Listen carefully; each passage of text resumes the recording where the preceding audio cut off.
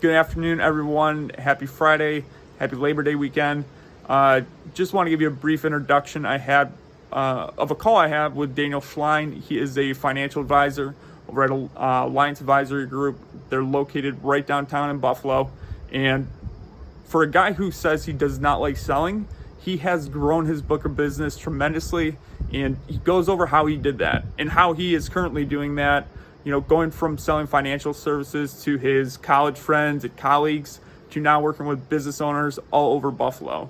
And it's mainly through leveraging his network, building relationships, and building trust between people. So when you get a second, check it out. I'll put his information in the description and follow him on LinkedIn. So I don't cold call. I don't do any of that stuff. It's basically been me building my business through networking, through introductions, and referrals. Like that's pretty much it. And it's all been through just organic everything. So it's interesting. And I mean, we can kind of dive into how I do that if that'd be helpful for everybody or for you. I love meeting new people and building relationships. And I have such a marketing and finance background, but I don't have a sales background. So I'm not the type of person to just like go in and sell, because I honestly have never gotten taught to do it that way. So when I sell, it's very like here to help, bringing a lot of value. This is how I help people. Like me growing my business, when I started, I worked with a lot of sales professionals, helping them create really consistent savings, as well as helping them grow and protect some of their assets as well. So that's been early on. And now I'm really almost working with exclusively business owners, helping them create separation from their business and their day-to-day, making sure that their family's okay, making sure that the business is insulated as well.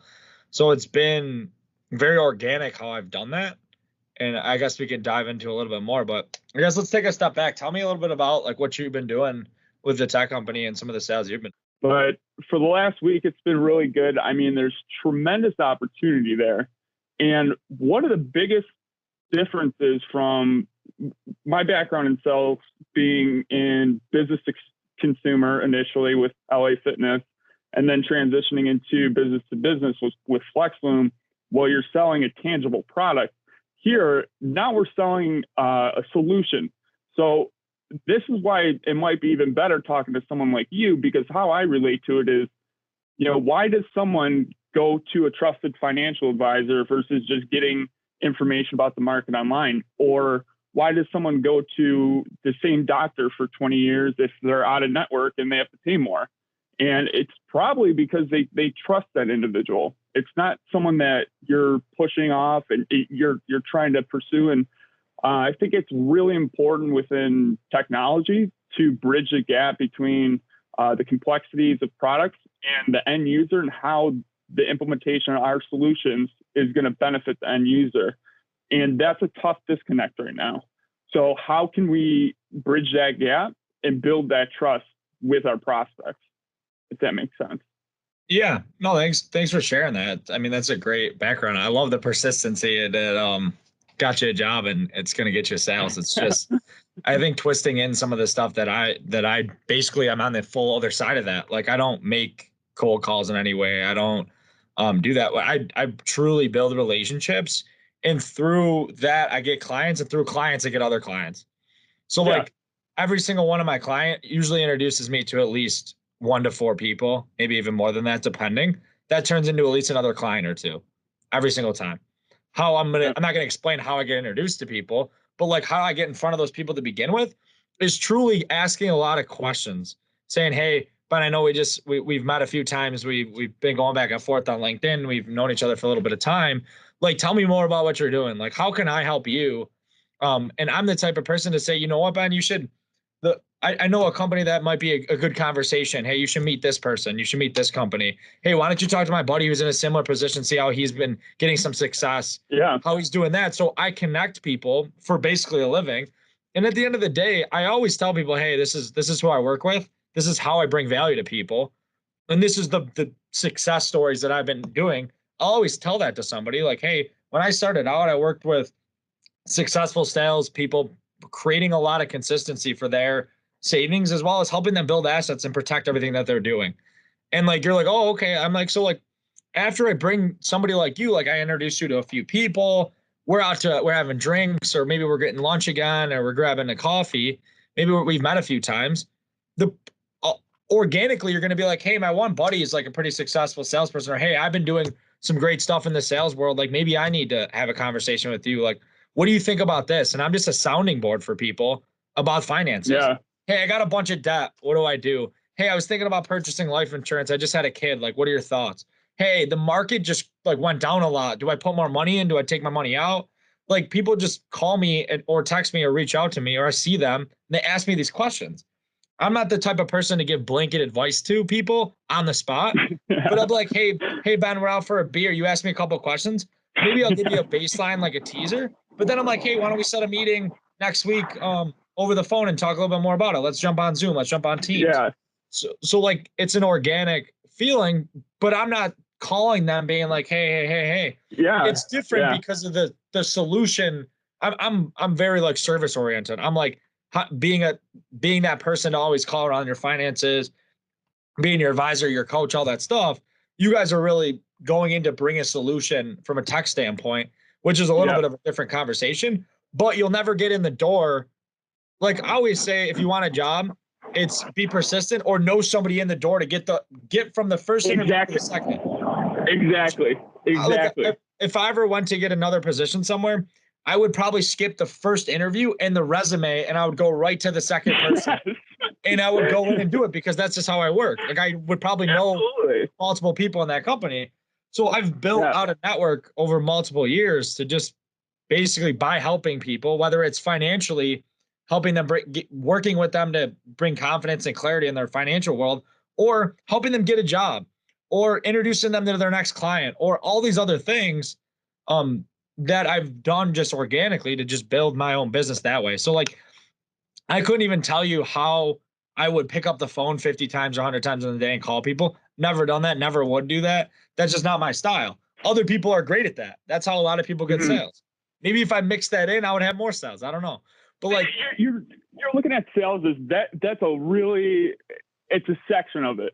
What you're doing is exactly sales. It's organically, you have a sales product. That's your sales process right there. And you offer a complex product that people don't really conceive. So if I'm at a bar and ask you, hey, what should I do about my 401k? You probably get that shit at a bar, but are you going to I need a little bit more information than that, but you can't go into your pitch right there. You're like, okay, great. Give them a little tip and say, if you're really serious about it, come on down. We'll schedule something. Yep. And it should be as easy as that. Sorry to interrupt, but no, that's perfect. That's exactly what happens. And I get that now that I've been doing it a good amount of time, like way more than you would think. Like literally, I'm like, dude, I literally am drinking with you right now. I don't want to talk about any of this at all.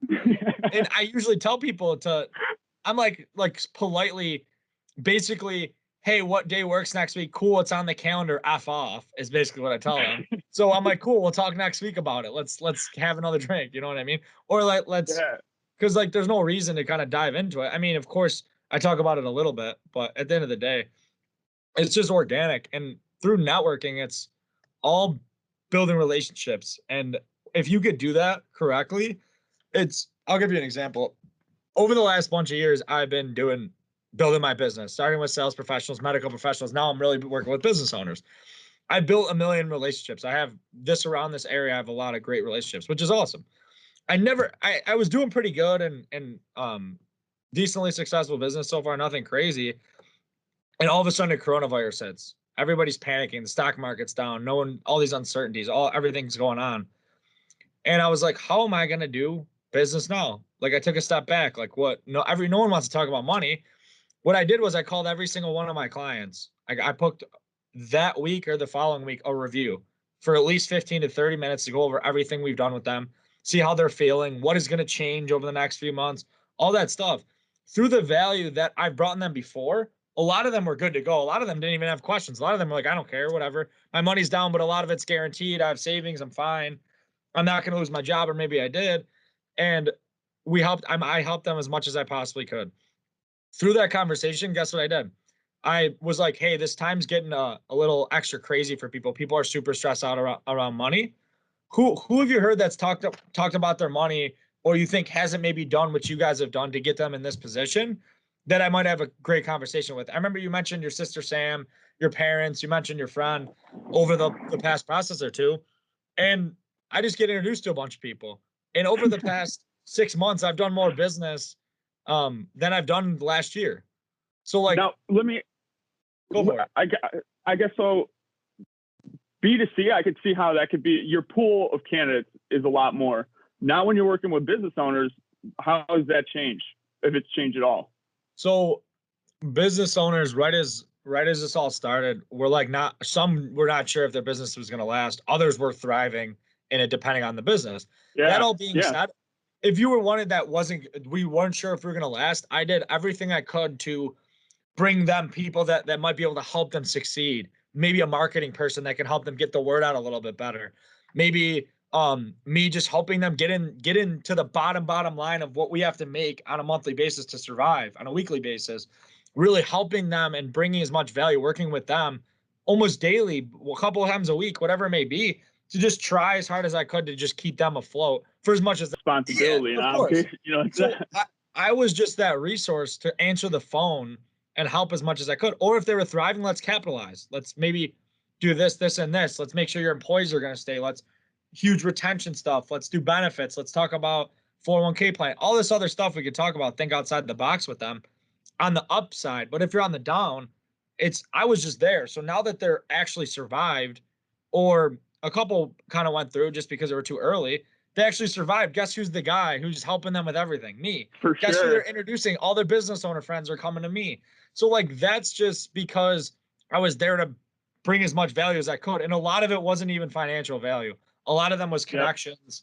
Yep. And like, I remember a business is alive because I introduced them to two different marketing types of people that have grown their business through digital marketing, building them a website, lead generation, all that kind of stuff that I never would have. I couldn't have done any of that. I can't tell you how important that is too, because even when, I mean, I've fucked up a ton in my life. So when coronavirus, I felt like I was already built to be unemployed and be prepared for a shitty situation for a long time. But what I noticed is like, when you're feeling that way, yeah, you do. Like me personally, I did get discouraged. I questioned myself. I questioned what I was doing. And at that same time, you don't want to really, less people are reaching out to you, and you don't really want to reach out to many people. But at the same time, like, there are a few within your network that do continuously reach out. Like, I remember you, whether it's a comment or saying something to me, like, that resonates with me. Like, hey, here's like the 5-10 people who like hit me up when shit wasn't going good and looking to help me out. Whereas like when things are going good, then you get solicited by 100, 150 people who now are looking to be part of your network, and it really filters out like how that dynamic works. Like you can't, that's such a good idea to really try and, embrace some of these companies at times of turmoil rather than when they're at its peak, because, I think that goes a long way.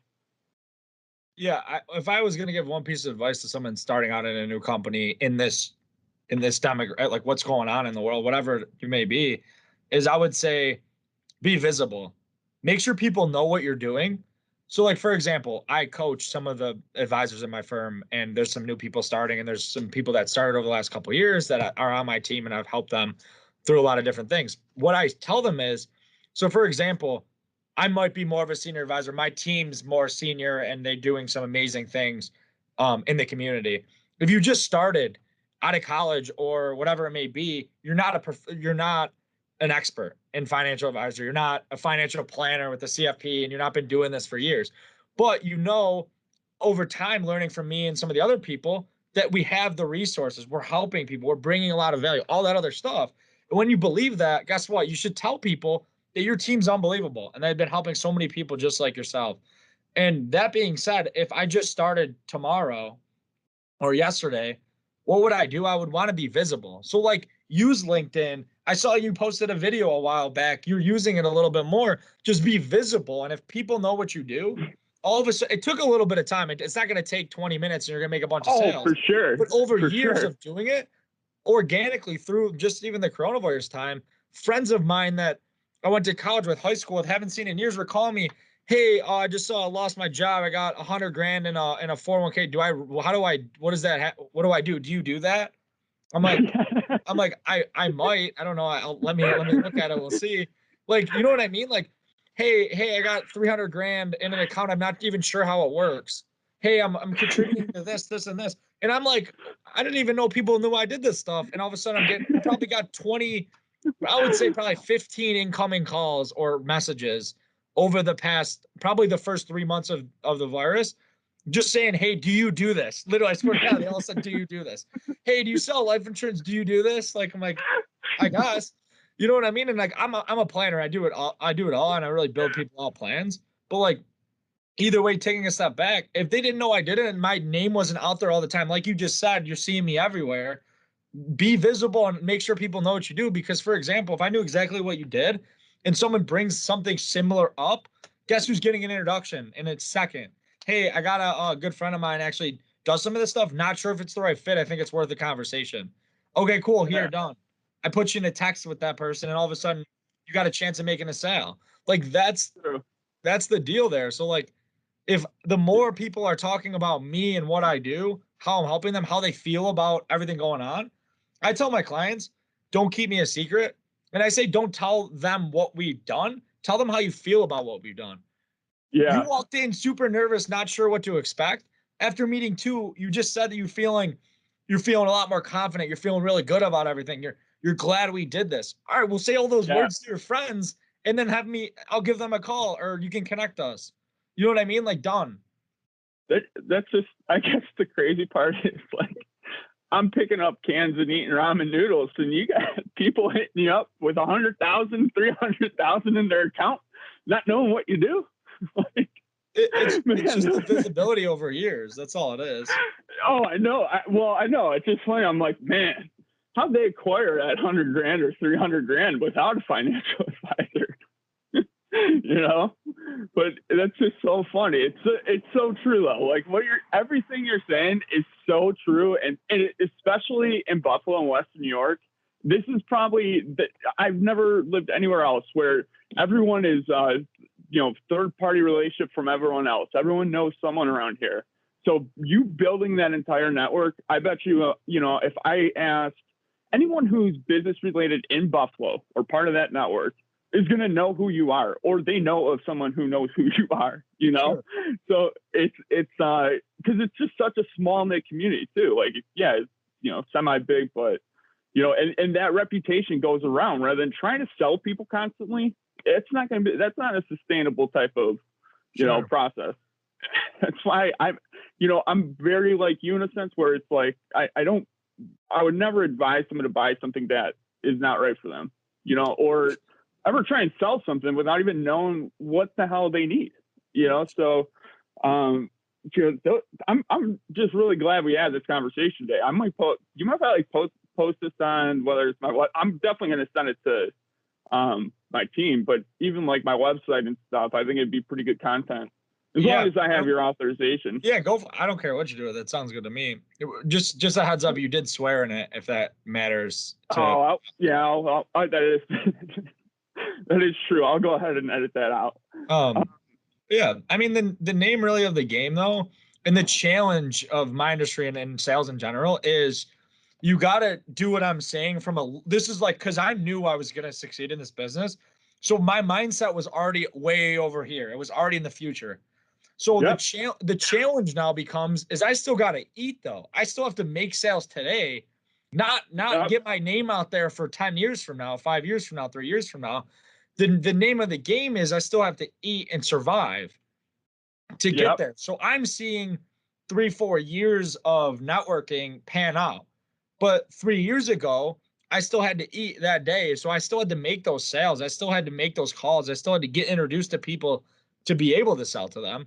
So like the difference is you have to do both at the same time. So like you got to be hungry, but you have to be already over here. So like, there's a lot to that. So it's kind of like, how do I survive when all I'm doing is networking? That's true. You got to get sales. You can't just network. You got to be good at networking first off if you're going to get sales from networking quickly. And then at the same time, vice versa, like your position right now, once you have those sales and you have those accounts, you still have to be able to you already built your network, but now it's time to refine it. Now it's time to use all those skills and like the posts that you're doing now and the like you hosting, you know, whether it's like a e-conference or something like that, you being able to do that, that's expanding on it rather than getting I feel like a lot of, especially sales reps, there's a level of complacency where then you become an order taker from the accounts that you work with rather than actually continuing and expanding on the business that you're building and looking for different, like you started off with, you know, working with people and then maybe upper management. Now you're working with actual businesses, you know, so it's a smooth transition if you're hungry, you know, that's the name of the game. And if you enjoy what you're doing, I think that matters a lot too. You know, I mean, that's as long as you're passionate about it. Big component of I'm passionate for it. I love what I do. I get up every morning because of it. And it shows in the fact that I have my morning routine and I'm working all the time, whether it's not working on a call with you or talking to clients or whatever it may be.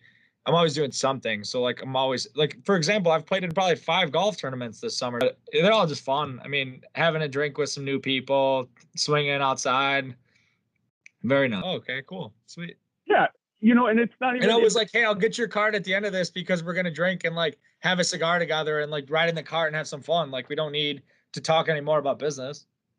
But even so, even though you say that, sometimes you get in, I noticed I've gotten in conversations on the green about business because like we have that time together and then we're talking about the same subject, that it's just a natural transition. Because it's like you and I, let's say we were working in the same industry. Maybe we start talking about the same. I could talk forever. So I could end up talking to you about, you know, finance and something. Sure. I'm not into finance by any means, but let's say you're into technology or sales. I could talk to you about it for 3 hours on the course, you know, and it's just a good time to like you said, network with someone. 100%. But yeah, I was just saying, like, if anybody comes to mind that you think would have a good conversation, honestly, the more successful that people are, usually the more help that they need, just from an efficiency standpoint. They might be doing some great stuff. Those are my favorite clients, is just finding efficiencies, making sure they're not missing anything important.